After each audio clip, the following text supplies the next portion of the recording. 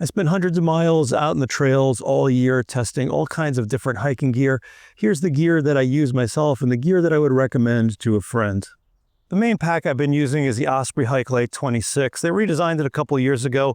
It's a little bit more comfortable now. I really like the fact that it's lightweight, it's under 2 pounds, and it's got this really substantial trampoline back, which allows the sweat on your back to evaporate when it does get warm out. And I've used this in really humid conditions in the southeast. I've also used it in the snow. It just works for pretty much anything aside for some edge cases that I might have. I love the deep pockets on the side where you can put the water bottles. It's got an outside pocket where you can stuff an extra layer or a shell. There's a big inside pocket which handles all my essentials and a nice smaller pocket up top with a lanyard for my keys. I can't say enough good things about this pack. It has everything you need without the stuff that you don't need, and it's relatively affordable as well. To organize my pack, I try to keep it pretty simple. I'll use these gallon Ziploc bags for stuff, or maybe smaller sandwich bags, depending what it is. And I only really use stuffed sacks. These are Sea to Summit stuffed sacks, or bigger things like I have all of my winter kind of layers packed in here in case it might get cooler on the hike. It's hard to go wrong with any of the Topo Athletic trail running shoes. I did a whole video on the differences between them, but the ones I always found myself coming back to are the Mountain Racers. The Mountain Racers kind of combine the best out of all of the shoes for me, and they're fun to wear. They feel like maybe a little aggressive, but they still have that zero drop feel, even though it is a 5mm drop. You didn't really feel it. It's just enough to make them feel kind of fun. It's got an aggressive tread, which has been able to handle everything I throw at it and not get too slippery when I'm on wet granite. The upper is lightweight and very breathable, especially in this new version. They dry really quick. And they've also added on the new version, the 4, the FKT insole, which I think is the best insole that you could probably get for these Topo Athletics. They're on all the new shoes I've noticed, but this makes a difference in terms of the drying as well. And it's also very, very comfortable. I think the stack height on these seems to be perfect. They are comfortable, but they still give you a bit of a trail feel. The new 4 models have a little bit softer zip foam, but it's just really, really comfortable. I've worn these on, 25-mile days, and my feet feel fine. Also important to mention that these have a wide toe box like the other Topo Athletic shoes. This has been a game changer for me in terms of getting blisters on my toes and my forefoot. I don't get them anymore since switching to a wide toe box, because when you step down, the wide toe box lets your feet splay out, right? They kind of go like this a little bit. And with this, you're not rubbing up against the sides constantly. And I haven't gotten a blister since I've switched to these shoes. My main satellite device is the Garmin InReach Mini 2. This just works really well. It's a good balance of size, weight, performance, and functionality. It's got some emergency navigation on there, but I can do things like send messages, tell my wife I'm going to be late, or of course do an SOS if I need to on this Mini 2. Another option I have is the Garmin GPS Map 67i. This is also an InReach, got a nice big screen, also preloaded with all these maps so you can navigate on the fly. This is handy if I'm going maybe off trail or going out in the winter and I want to be able to use these tactile buttons with my gloves. A little bit easier to navigate with than a smartphone when the conditions are bad. But generally, I go for the Mini 2 because it's a little bit too heavy just for everyday use. And a lot of what this does, I can do on my smartphone already. So if the conditions are good, the smartphone usually works fine. And speaking of smartphones, a lot of them have satellite capabilities now. I have an iPhone, which has satellite SOS. I also have T-Mobile, which has Starlink 911 over text. So I have some redundancy there. And even if you have another phone or another carrier, you might have satellite SOS as well. The app that I've been using most lately is AllTrails. Obviously, it's got all kinds of pre-baked trails in there and trip reports, but you can also use it to freeform navigate. It's got actually pretty good cartography on there, and it kind of takes care of 90% of what I need to do. Otherwise, if I'm planning something hardcore, I will use CalTopo on my computer, which is a good site that you can use absolutely for free. CalTopo app is hit or miss. I've had problems syncing offline layers, but if you want another good offline option that's not AllTrails, try Goat Maps, which has offline maps as well, and a little bit more bare bones, a little bit more power user oriented, but also a good option. And while I navigate on the phone, I also carry paper backups with me. There's all different ones. Usually you can pick these up in an REI, but I have a whole box of these at home, and I will just throw this in my pack in case my phone and or my GPS dies. I have an option with these. For my hiking smartwatch, I've eventually settled on the Garmin Fenix 8. I had some problems at first, but they seem to be hammered out. And no other watch gives me the maps and all the trail names on there the way this does, and has all the navigation. I really like using the buttons. I don't know if I'd get the Fenix 8 again. I might get the Enduro 3, but we'll see what comes next and what my choices are. But just the fact that you can navigate on the fly, it's got all the trail names on there, which other ones like the Coros and everything don't. Even the Amazfit has some trail names, not all of them, but the cartography on these watches is good. I like just to look down and see what trail I'm on, what the junction is, what the trail names are. The Fenix 8's been working pretty well. For electronics, I keep a little kit bag like this. I keep it very simple. Everything is USB-C. And inside here, I have the Nightcore NU25 headlamp. Again, it's super simple, does the job, lightweight. I don't need all the bells and whistles. I don't need how to decode the buttons as I use it. Just hit the button and it works. Also USB-C charging. I bring this battery pack, which has a built-in USB-C cable. It's not the lightest one, but it gets good ratings on Amazon and works well. I really just want something in case there's an emergency. If you're really counting the grams, you can get one of these Nightcore carbon fiber batteries. It's a good battery pack. It's super lightweight, probably the lightest you can get, but it is pretty expensive. And my Amazon battery charger even has another port, so I can plug in another short USB cable and charge multiple things at the same time. And I even have this little USB-C adapter for my Garmin, so if I need to charge my Garmin, I can do it easily with USB-C. So everything USB-C keeps it simple and keeps it easy. One of the things I've learned from interviewing lots of people in search and rescue is that you want to be visible. So I decided to find a bright orange hoodie, and I finally found this one by Outdoor Research, which is really comfortable, really soft, lightweight, breathable. You can wear it on a hot day.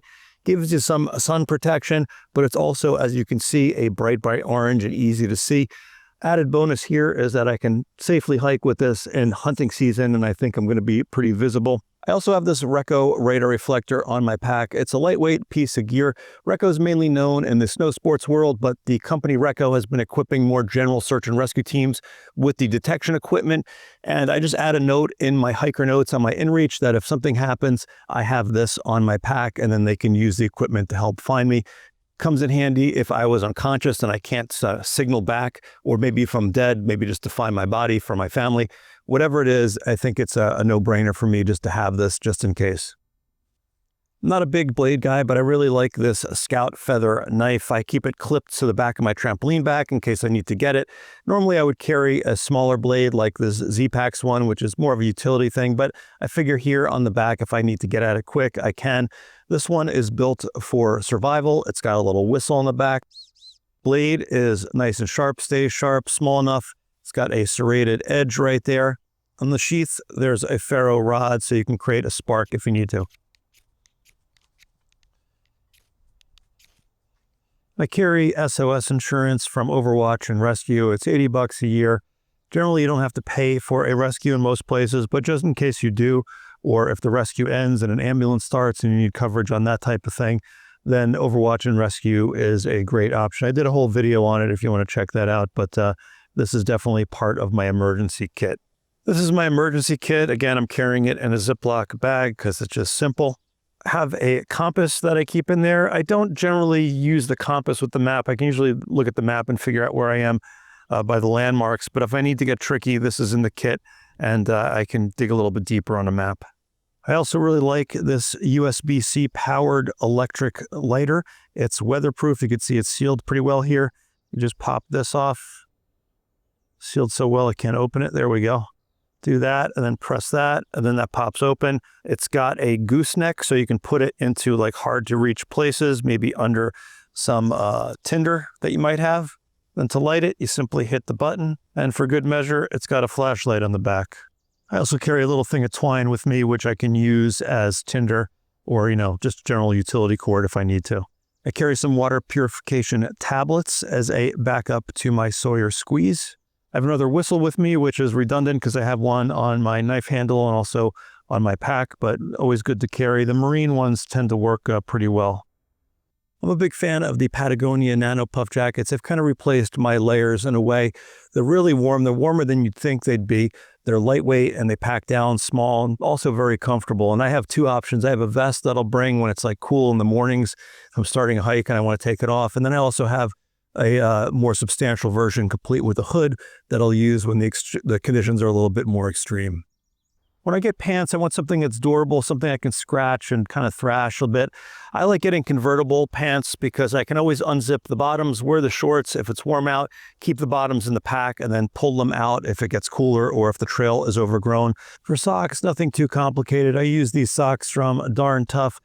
They wick away moisture, they're relatively lightweight, they keep my feet dry and cool, especially when combined with my Topo Athletic mountain racers. Nothing much to change here. I used to wear toe socks and put talc on my feet and all of that, but no blisters since doing Darn Tough combined with the Topo Athletics. And there's a lot of good stuff out there. I like the shirts from Cool, from REI, Patagonia. There's a lot of good stuff out there. But again, I'll try to stay more visible if I possibly can. I have 2 stuff sacks ready to go. This one I'll bring all the time. This has some extra layers in case I need to stay out for the night. I will combo this with an extra layer like one of those nano puffs. I have a rain shell in here. This is a black diamond rain shell. It's got a nice storm hood on here. If it starts raining, I'm not prepared for it. Now I am prepared. I can also wear this over top of one of those Patagonias. Then I also have rain pants in here, which double as just being warm pants. I can slip these over my shorts and my shoes. Really easy to get on, get off, keeps me warm. If I'm dry, I will stay warmer overall. So for the stay overnight, these things combined with one of those heavier layers like the Patagonia jacket will keep me nice and comfortable. Then if I think it's going to be really wet, really rainy, I have this other kit that I will bring with me. It has this big floppy rain hat. I like this because it keeps the back of your neck warm so the water doesn't come down your back there. And also good when it's really hot and sunny out. I've worn this for years. I also have some waterproof over mittens. These are great because they keep your hands dry. If I keep my hands dry, I know that I can keep them warm relatively. I can still use them. So I have these. And if it gets really cold, I'll just combo them with a pair of gloves. So the gloves and then the mittens over top. And that's definitely guaranteed to keep my hands very warm and dry. And the last thing I have are these neoprene over socks. If it's really wet and my feet are getting cold, I can slip these on over top of my socks, let it all be wet. It works like a wetsuit, just like you would if you were surfing. So it doesn't keep your feet dry, but it keeps them warm. So between all of this gear and these layers and another warm layer, I think I can go from being in my shorts, zipping the pants back on to, being very warm for an overnight stay relatively easily.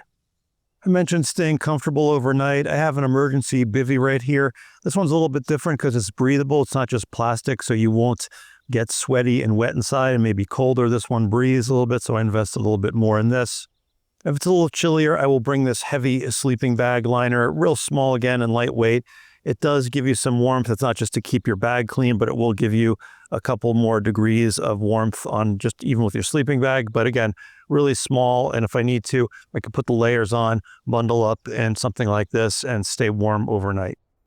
This is a new addition to the kit. This is a Rocky Talkie. There are cheaper radios. There are more complicated radios with more feature sets, but this is just a simple, effective radio built for the outdoors, built for hikers, climbers, people like that. I tried a bunch of them and I came back to this because it just is simple. It works. You don't have to mess around with dials or anything. Basically just like hitting some buttons and you're able to communicate. I use this when I'm hiking with other people.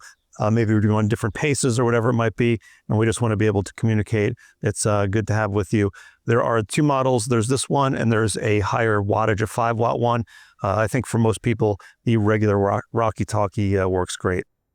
If you visit federal lands quite often, this little card is well worth its weight. It's, I think, about $80, but it will get you into all the national forests, national parks, fish and game lands, anywhere that's federal land, pretty much you can use this and get in. Even if you want to go to, say, a national park and bring people in with you in the car, you can do it with this card. So America the Beautiful Pass, definitely use this quite a bit.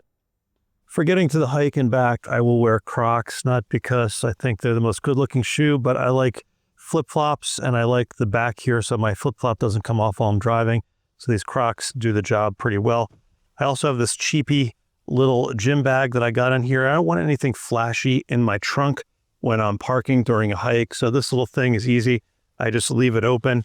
I bring a supermarket bag for my dirty laundry. I'll usually bring a change of shirt or something like that. And then I have some natural insect repellent, which I'll use to start if I think there's going to be insects.